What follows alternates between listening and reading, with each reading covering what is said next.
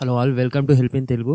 So చాలా days తర్వాత video అనేది అప్లోడ్ చేస్తున్నాను. ఈ వీడియో అనేది ఫేస్ క్యామ్లో పెట్టలేదు, వాయిస్ ఓవర్లో పెడుతున్నాను. ఎందుకంటే నాకు టైం కూడా దొరకట్లేదు అనమాట వీడియోస్ పెట్టడానికి. అండ్ ఈ ఫేస్ క్యామ్లో వీడియోస్ పెట్టాలంటే చాలా టైం తీసుకుంటుంది ఎడిట్ చేయడానికి. సో అది కూడా పెడతాను కొద్దిగా నాకు ఈ రంజాన్ అనేది వెళ్ళిపోయాక, ఎందుకంటే చాలా ప్రాబ్లమ్స్ కూడా వచ్చాయి ఈ మధ్యలో. అండ్ ఇప్పుడు చాలా తక్కువ వరకు ఉన్నాయి. సో ఇప్పుడు రెగ్యులర్గా వీడియోస్ పెట్టడానికి నేను ట్రై చేస్తాను. అండ్ ఇంపార్టెంట్ అప్డేట్ కూడా నేను తీసుకొచ్చాను.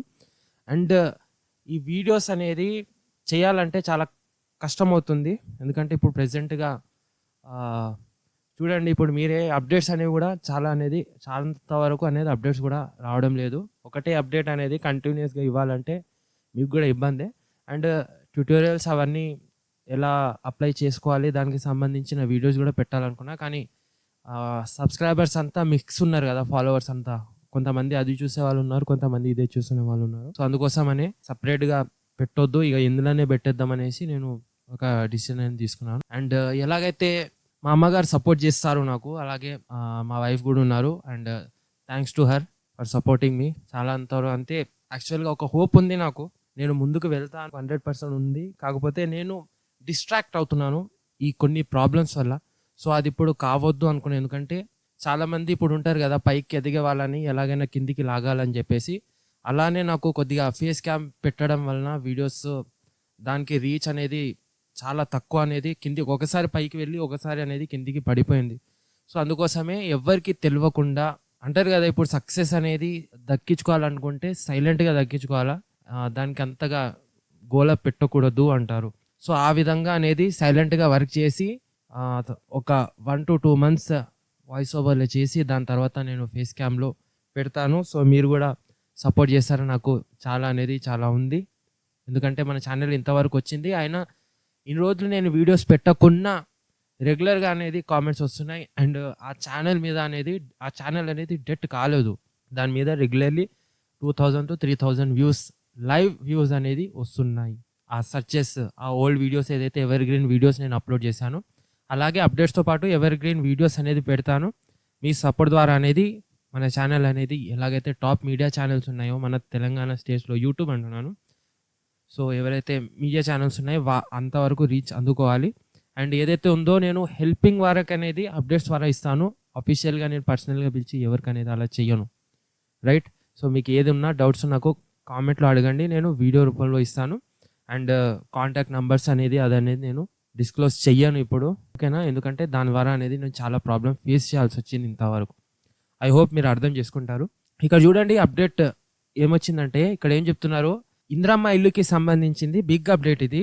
మనకు ఏప్రిల్లో మ్యాక్సిమంగా స్టార్ట్ అయిపోతాయి అన్నమాట. గవర్నమెంట్ ఏప్రిల్లో ఇల్లులు అనేది ఇవ్వాలని ఆలోచిస్తుంది. ఇప్పుడు మనకు మన విలేజెస్ ఏరియాస్లో ఏదైతే ఉందో, ఇప్పుడు మనకు ప్రభుత్వం ఏమంటుందంటే, ఏదైతే విలేజెస్ ఏరియాలు ఉన్నాయి కదా, విలేజెస్ ఊర్లు ఉంటాయి, అక్కడ మనకు ఏదైతే ఒక్క ఇల్లు, ఓకేనా, పర్ ఫ్యామిలీకి 1 ఇల్లు ఉంటుంది కదా, సింగిల్ డబుల్ బెడ్రూమే మనకు ఇందిరమ్మ ఇల్లు మనకి ఏదైతే స్క్రీన్ మీద మీకు కనపడుతుంది కదా. సో ఆ విధంగా ఇల్లులు అనేది కట్టిస్తున్నారు. కానీ సిటీకి వచ్చేసరికి ఇక్కడ చాలా పేద కుటుంబాలు ఉన్నాయి, రైట్? ఇక్కడ చాలా హెడ్ఏక్ అనేది గవర్నమెంట్కి మన సిటీస్లోనే అవుతున్నాయి. అందరు వచ్చి మన సిటీస్లోనే ఉన్నారు, చాలామంది పేదవాళ్ళు కూడా ఉన్నారు. అండ్ వాళ్ళకి స్థలాలు లేవు, రైట్? ఒకటి ల్యాండ్ లేదు, ఇంకోటి ల్యాండ్ కొనిపించి మళ్ళా వాళ్ళకి ఇల్లు కట్టేయాలంటే అదొకటి భారం అయిపోతుంది. సో మనకు ఈ అప్డేట్, ఈ ఆర్టికల్లో కరెక్ట్గా పోస్ట్ చేశారు. సో ఇక్కడ ఏమంటున్నారు చూడండి, పల్లెల్లో ఇందిరమ్మ ఇల్లు నిర్మాణం ఈజీగానే సాగింది, కానీ పట్టణాలకు, సిటీలకు వచ్చేసరికి ప్రభుత్వానికి చుక్కలు కనిపిస్తున్నాయి అనమాట. స్థలాలు లేవు, పేదలు చాలామంది ఉన్నారు, అందువల్ల భారీ ఎత్తున ఇల్లు నిర్మాణం చేపట్టాల్సిన అవసరం కనిపిస్తుంది. అందుకే ప్రభుత్వం 10 అంతస్తుల్లో ఇందిరమ్మ ఇల్లు నిర్మాణాన్ని చేపట్టాలని నిర్ణయించుకుంది. దీనివల్ల తక్కువ స్థలంలో ఎక్కువ ఇళ్ల నిర్మాణం వీలవుతుంది. ఇది గతంలో ఈజీగా గృహకల్ప లాంటిది అనమాట. కాకపోతే ఆ ఇల్లు సిటీలకు చివరికి ఉండేవి. ఇప్పటి ప్రభుత్వం సిటీల మధ్యలోనే వీటిని నిర్మించాలని అనుకుంటోంది. సో గవర్నమెంట్ ఇది చేస్తేనే బెస్ట్ ఆప్షన్ ఉంది. ఏదైతే L2 లిస్ట్లో ఉన్నారో, ఎవరికైతే స్థలాలు లేవో, ఏది లేదో, వాళ్ళకి ఒక 10 floors ఏదైతే పాస్ట్ గవర్నమెంట్ కట్టింది కదా అపార్ట్మెంట్స్లో, సో ఆ విధంగా కట్టిస్తేనే ఈజీగా స్థలాలు మిగులుతాయి. అండ్ అందరికీ ఒక ఫ్యామిలీ లాగా అందరు అనేది అపార్ట్మెంట్స్లో ఉంటారనమాట. ఎవరికైతే శాంక్షన్ అవుతాయో. సో ఆ విధంగా గవర్నమెంట్ చేస్తే బెస్ట్ అనిపిస్తుంది. ఆ డిసిజనే మంచిగుంది. సో ఈ ప్రాసెస్ అనేది వేగవంతం చెయ్యాలని చెప్పేసి గవర్నమెంట్ అనేది ఆలోచిస్తుంది. దీని మీద మీరు ఏమంటారు చెప్పండి? మీకు సపరేట్‌గా ఇండిపెండెంట్ హౌస్ కావాలా? లేకుంటే మీకు అపార్ట్మెంట్స్‌లోనే ఇస్తే ఓకేనా? సో ఇది నాకు కామెంట్స్ చేయండి. డెఫినెట్‌గా దీనిపైన కూడా నేను మన వాయిస్ అనేది రీచ్ అయ్యేలా నేను చేస్తాననమాట. రైట్.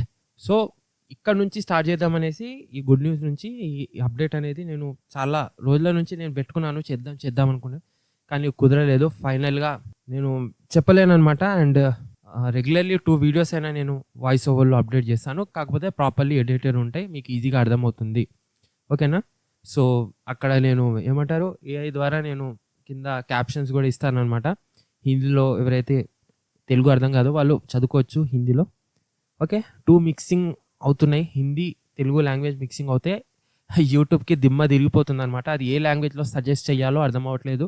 దాని ద్వారా కూడా ఛానల్ డౌన్ అవుతుంది. ఇన్‌కేస్ ఇక్కడ 20,000 ఫాలోవర్స్ అయితే అయిపోయినాక దాని తర్వాత నేను ఉర్దూలో కూడా ఇదే సేమ్ బ్రాండ్ హిందీలో కూడా నేను స్టార్ట్ చేస్తాను. ఎందుకంటే చాలామంది అడగొచ్చు ఇప్పుడు హిందీలో ఎందుకు అప్లోడ్ చేస్తలేరని.